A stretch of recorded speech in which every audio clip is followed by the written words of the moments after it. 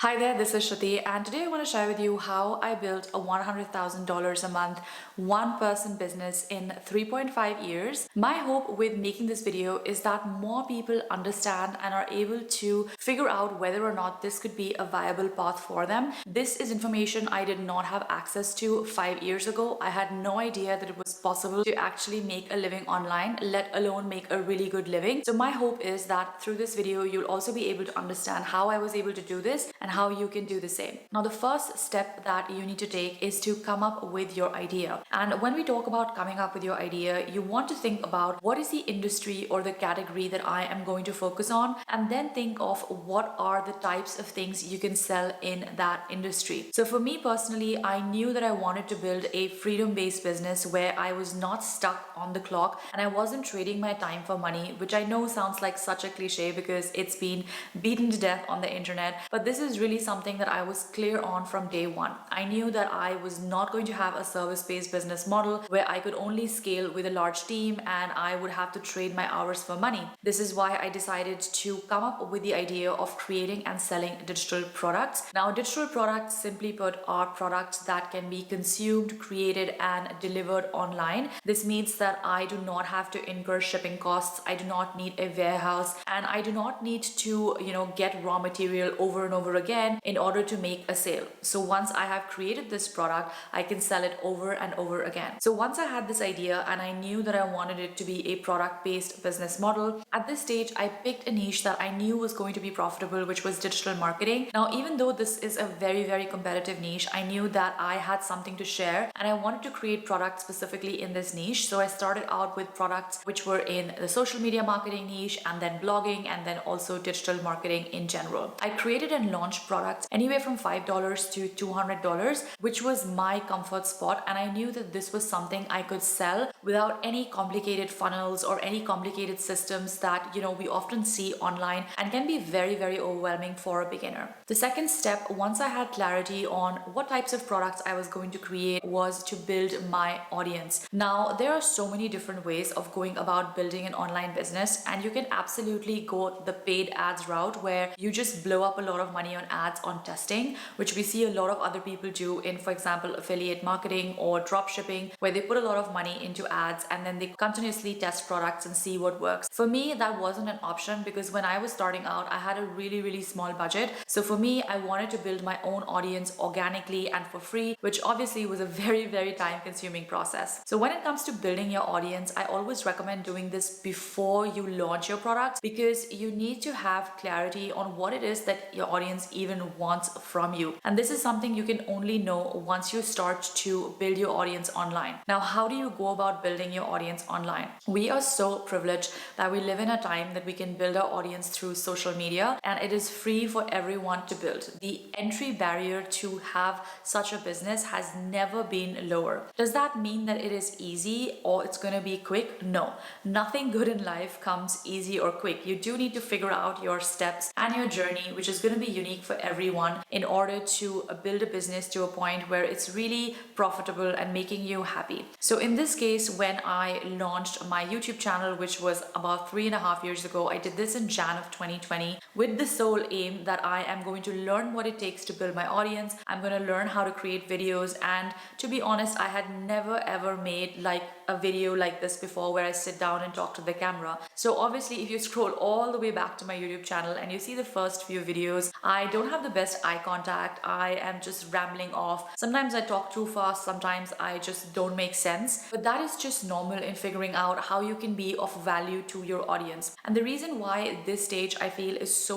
important is because not only are you learning, what your audience needs and you're understanding your segment or your industry, but you're also getting better at building a connection and building your community online. And that is something which is priceless. So being able to sit down and talk to in front of a camera is obviously a skill that needs to be worked at. And now people are able to do this on platforms like Instagram, or TikTok, where you can just use your phone wherever you are in the world and start filming a video and reach out to your audience. So there really is no excuse for us not to be leveraging these free platforms to grow our audiences and to grow our community. The reason why we need to build an audience, especially if we don't have the budget to pay for ads in the beginning, is so that you're able to sell something to your audience which is actually interested in your product, and also get a lot of feedback in order to improve your products and create even better products in your business. So when it comes to which platforms I was using, I started with using YouTube primarily to create video content, and then once I got comfortable with YouTube, I also launched into other platforms like Instagram and TikTok, which is predominantly where I create content right now. But as you can see, I have content going in all different directions. I also am very active on Pinterest, which happens to be one of my favorite platforms as well. But the community aspect of Pinterest is somewhat missing because not a lot of people are able to DM you or send a comment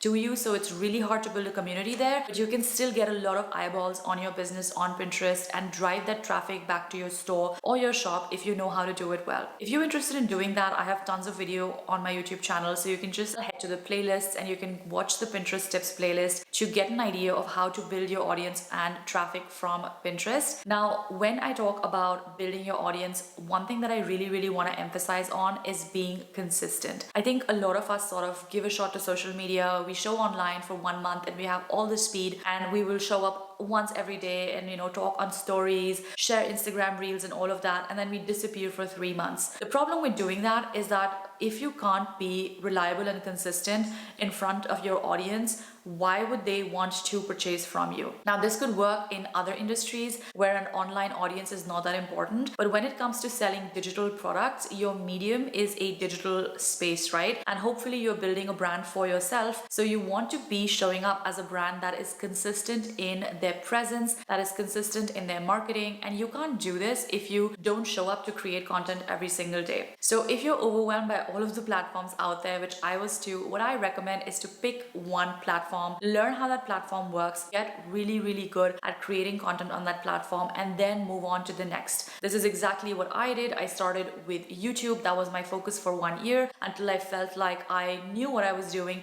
and then I kept adding a single platform every single year, and today we have a community of over 150,000 people through YouTube, social media like Instagram, TikTok, Pinterest, as well as our email list, which is another great asset to build. So the next step, once we know which audience we are going to target as well as which platform we are going to show up on, is going to be creating your product. Now again, we live in a time where it has never ever been easier to create and sell digital products online. One of my favorite tools that I use that you're probably already familiar with is Canva. Now Canva is a graphic design tool that is free for you to get started with, and you can create things like social media templates, marketing presentations, ebooks, workbooks, guides, all of which are digital products. You can create them for free on Canva. Now this is a tool that people 20 years back did not have access to, and this is also why it has never been easier for you to just go on Canva, hit a template that you want to create, edit that template, add the information or the content that you want to create, and go forward with it. When it comes to creating your product, there are usually two types of products that you can create and sell as digital products. One is going to be an information-based product, so it could be something like an ebook, a guide, a workshop, or an online course. All of these things are what I do in my business predominantly, but I also create the second type of digital product, which is going to be a tool. So this could be, for example, a template that you create for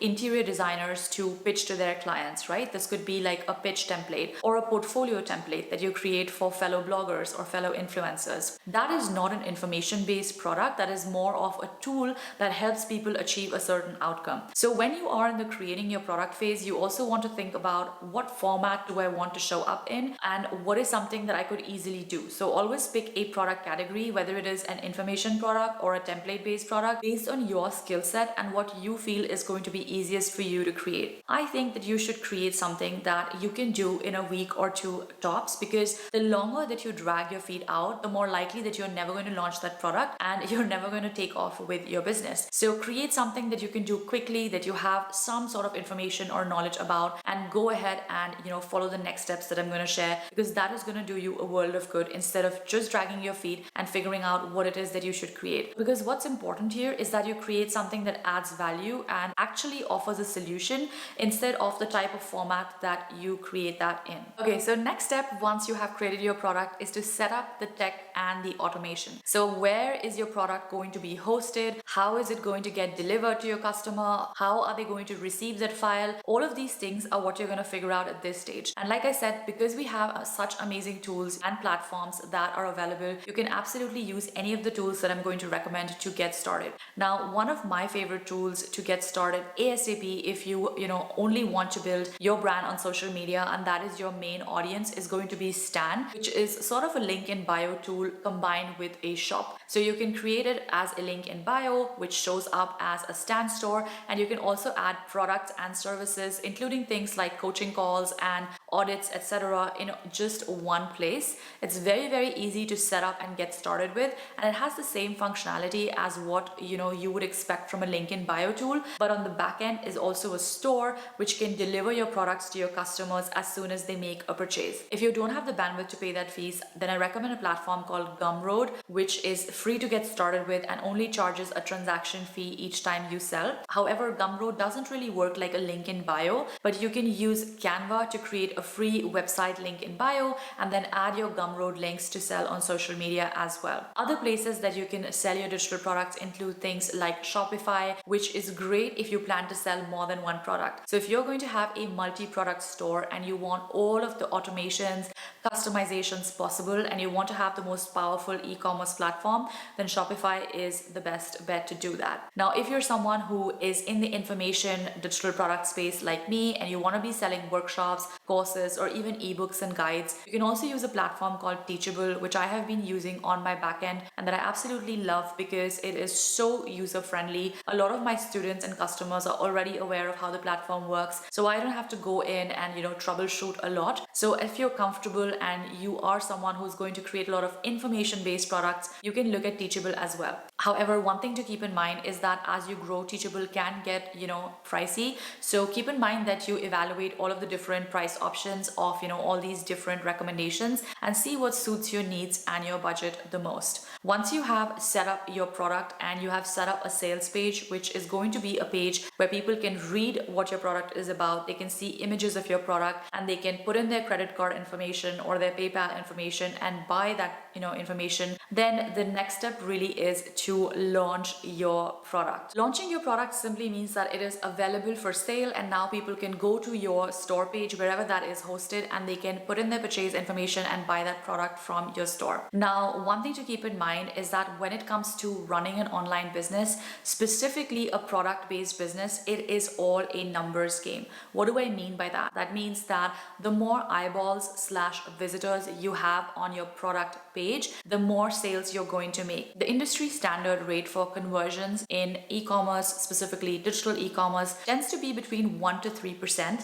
And if you're just starting out, it's more likely that you will be on the lower end. So your product is probably going to convert at 1% if you have done all of the other steps well. And what this really means is that if you have 100 people clicking on your sales page link, 1 out of those 100 people is going to buy your product. So at this stage, your focus really is in figuring out how can you drive the eyeballs and the traffic, which is just visitors, that you need to make more sales. Because when you're launching and you're launching to a size of 10, you obviously are not going to make as many sales compared to when you're launching with an audience size of 1,000. And this is why I talked in step 2 to create your audience, to nurture your audience, to create consistent content, because when you do that, you build a lot of trust and equity with your brand on social media, and that is how you're able to have have a great launch when you actually decide to sell a product, because you have spent the time in giving a lot of value and information to your audience and building that community who now trusts you and is willing to pay for your products. Now, one thing to keep in mind is that if you are brand new to this space and you have just learned about this model from this video or from some other video on the internet and you are launching your first product, just make sure to remind yourself that it is something that is going to take a while to master and finesse. My first launch, I only made 2 sales, and that is when I had been blogging for 3 years prior and did have some sort of industry knowledge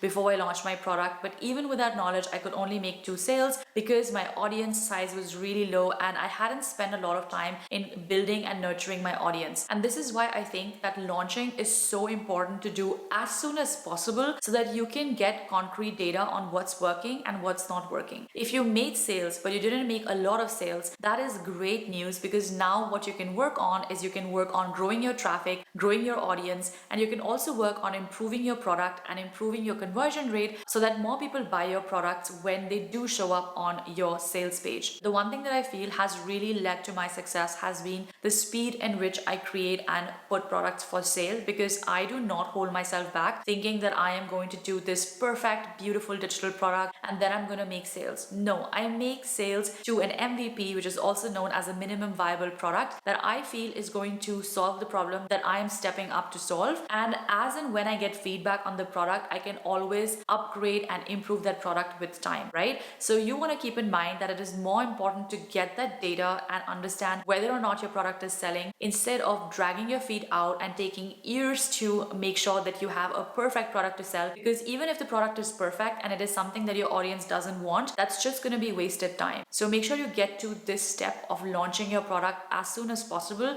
so that you get data and you can then work on the next step, which is going to be to optimize and scale. So once you have data from your launch and now you know how your product is doing, let's say that you had a 1% conversion rate, you know that your product is something that people want. So at this stage, your job really is to optimize and scale. This is where you're going to add new traffic sources and you're going to see whether or not you could, for example, invest in paid advertising. This is where you could see if you could invest in a coach who would help you scale, or a consulting firm that would help you scale your offers. You could also look at growing your team at this point so that you can maximize your effort. So for me, my team looks like a customer support manager as well as a social media manager, and both these people work with me part-time and have their own businesses. So nobody in my team really is a full-time member, including me, because at this point I work about 1 to 2 hours a day, and that's usually on strategy and really thinking about the vision and where I want the business to go, because all of my products have already been created. They have a whole back end that is set up and that's already running like a well-oiled machine. So I don't need to do too much in terms of product creation or operations. However, my day-to-day activities usually look like figuring out where our traffic is coming from. How can we improve the traffic source? How can we make sure that more of our audience is converting? How can we make sure that the visuals, the images that our products have are really, really good? So these are things you're going to be working on once you have launched your product and you're looking to optimize and scale. Of course, if you launch your product and you make 0 sales, you need to go back to step 1 and start all over again, because that means at one of the steps you didn't do something right. So when my first launch, I had 2 sales, which wasn't a complete failure, but it was really, really clear to me that why that happened was because I did not do step 2, which was grow my audience. And I think that was the biggest reason why I wasn't able to have a great launch. And once I had that feedback, I knew that I had to go back and work on step 2 for as long as it took for me to build that trust with my audience. So the great thing when you already have reached, step 1 till launch is that you know how this process works. So really all you have to do is to figure out which step you maybe missed or which step you could improve and work on, and then launch that next product or launch that improved product, and do this over and over again until you get to 5k months, until you get to 10k months, until you get to 100k months. One thing I want to finish this video with is that keep in mind that this journey took me 3.5 years. Even though it may seem like too much or too little for you, this is something that every business needs to go through. You likely will not make 100k months in the first month you get started, or maybe even in the first year that you get started, and you need to compare this journey to getting a business degree or getting a graduate degree. If it takes you 3 or 4 years to get your bachelor diploma, why do you think that you're going to graduate from your business and have 7 figures in income in 1 year? That is unrealistic. So make sure to give yourself 2 to 4 years minimum to see where your business can go, even if you're not selling digital products and you have a completely different business, because that is the minimum amount of time you need to actually learn the skills and have the experience that it takes to build a successful, profitable business, especially if you've never done this before and this is your first time building a business. So I hope this video was really helpful for you. If you want to learn more about how to create and sell digital products with my guidance and support, you can check out my program, Digital Product Academy. I'm going to drop the link to it in the description box below. Thank you so much for watching, and I'll see you in the next one.